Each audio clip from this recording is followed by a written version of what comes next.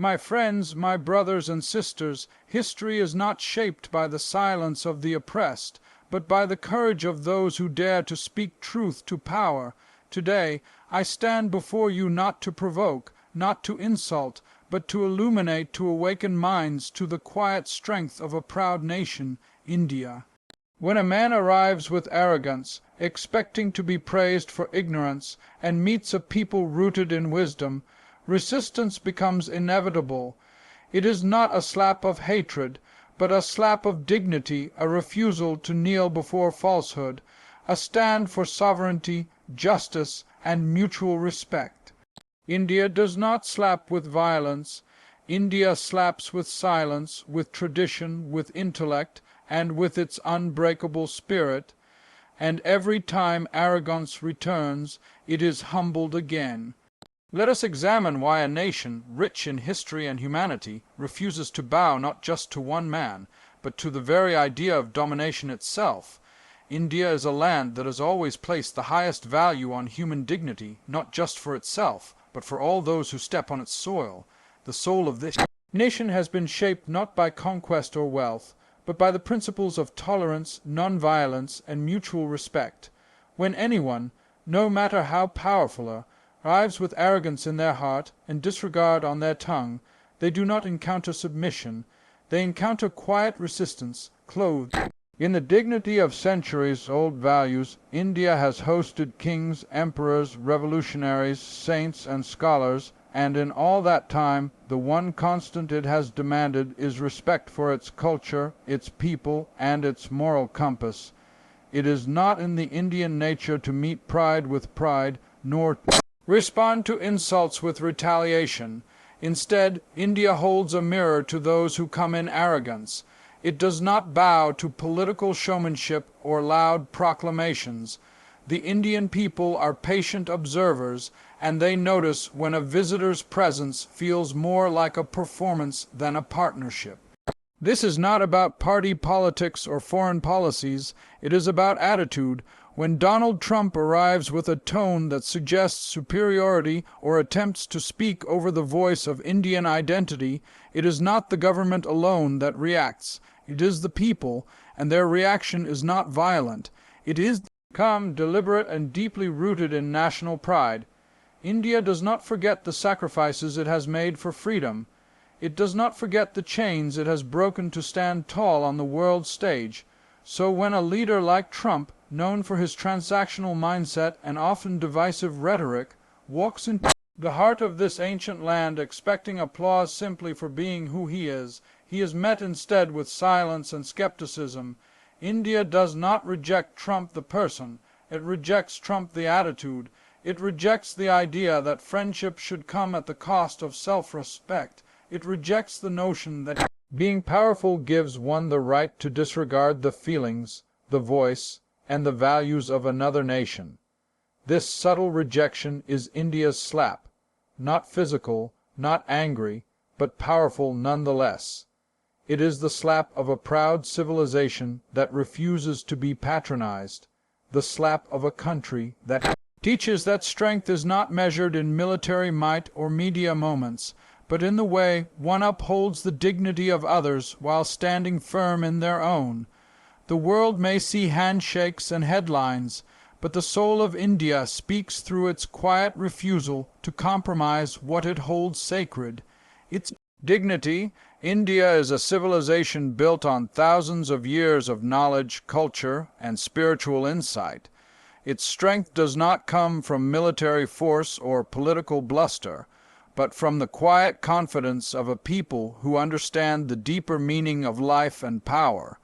In every interaction, whether diplomatic or personal, India brings with it the weight of its cultural wisdom.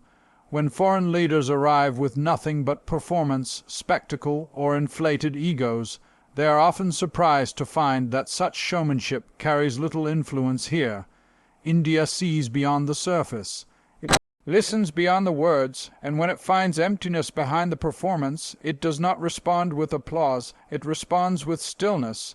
This is a country where leaders like Mahatma Gandhi shaped revolutions through silence and moral clarity rather than aggression. It is a place where wisdom is passed not through force, but through parables, traditions, and examples. So when a visitor like Donald Trump arrives, wrapped in a cloak of showbiz and dominance, expecting his words alone to carry power, he finds himself misunderstood, not because India cannot understand him, but because it refuses to accept the superficial in place of sincerity. What may have worked in boardrooms or political rallies in other parts of the world falls flat in the land where humility is considered a greater virtue than loudness. India responds best to those who listen before they speak, who respect before they demand, and who approach dialogue not as a transaction but as a relationship. Cultural wisdom has taught Indians to recognize when someone seeks genuine connection, and when someone is only here to be seen, not to see. That is why India often reacts coolly or cautiously to figures like Trump. It is not a matter of left or right, conservative or liberal. It is a matter of substance. When a leader appears more interested in headlines than history, more in optics than understanding, the Indian psyche quietly distances itself. It does not argue, it disengages. This disengagement is not weakness, it is in fact strength, because India knows that true influence is not earned through grand gestures but through depth of character. Cultural wisdom is like the Ganges, calm on the surface, powerful beneath. Those who come only to impress find themselves swept away by a current they never expected. India does not need to shout to make its presence felt. It simply waits, listens, and lets time reveal the true nature of those who approach it.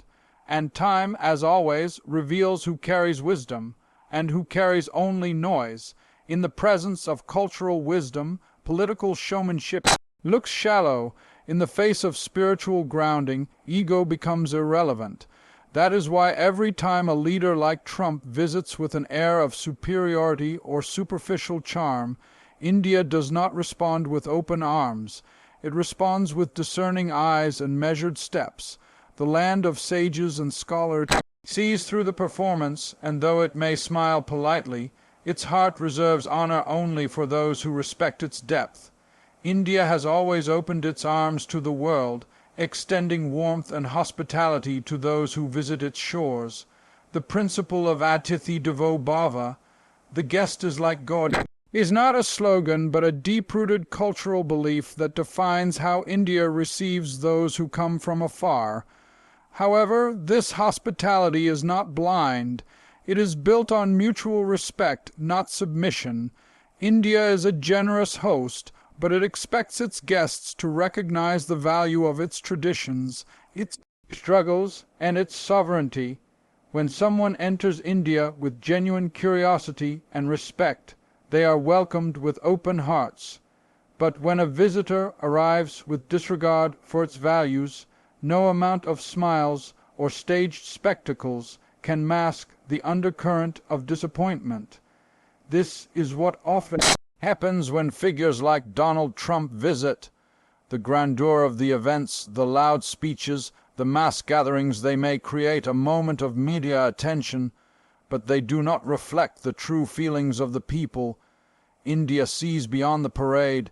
It pays attention to tone, attitude, and intent.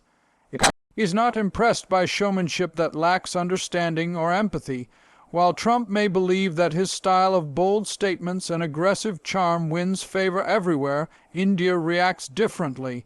It listens carefully and responds not with confrontation, but with distance, a distance that is measured in silence, in the lack of true engagement, in the reserved expressions of a people who are watching rather than applauding.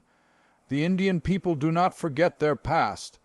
They remember colonizers who once came smiling but left scars. They remember how easy it is to lose freedom under the illusion of friendship, and so they have learned to look closely, to question what lies behind the handshakes and promises. When Trump arrives and speaks in ways that feel transactional or patronizing, India does not retaliate with hostility. Instead, it puts up a subtle wall. It listens politely. But it does not open its soul. This is not rejection out of anger. It is a defense of dignity, a reminder that while India respects all guests, It reserves its trust for those who treat it as an equal, not a subordinate. There is a difference between being a guest and being an opportunist. The former is honored in India, the latter is tolerated with caution. India is not interested in flattery or shallow deals. It seeks relationships built on understanding and mutual benefit. When leaders like Trump fail to recognize this, they misunderstand the silence that follows. They mistake it for agreement when it is actually resistance, not loud, not dramatic, but deeply firm. It is India's way of saying, you are welcome here, but you must not speak over us, ignore our concerns, or pretend that your way is the only way. True welcome in India is not just about red carpets and stadium crowds. It is about connection, the kind that touches the heart and respects the mind. And when that connection is absent, no spectacle can make up for it. So while India may greet every guest with a smile, it reserves its embrace for those who arrive with humility. Every time someone like Trump fails to understand this, he is reminded that in India, respect is not given by default, it must be earned.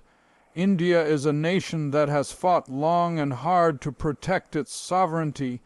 It has shed blood, endured colonization, and risen from economic hardship with resilience that few can match. Independence it won was not simply a political shift, it was a reclaiming of its voice, its identity, and its right to stand equal among nations. That sovereignty is sacred.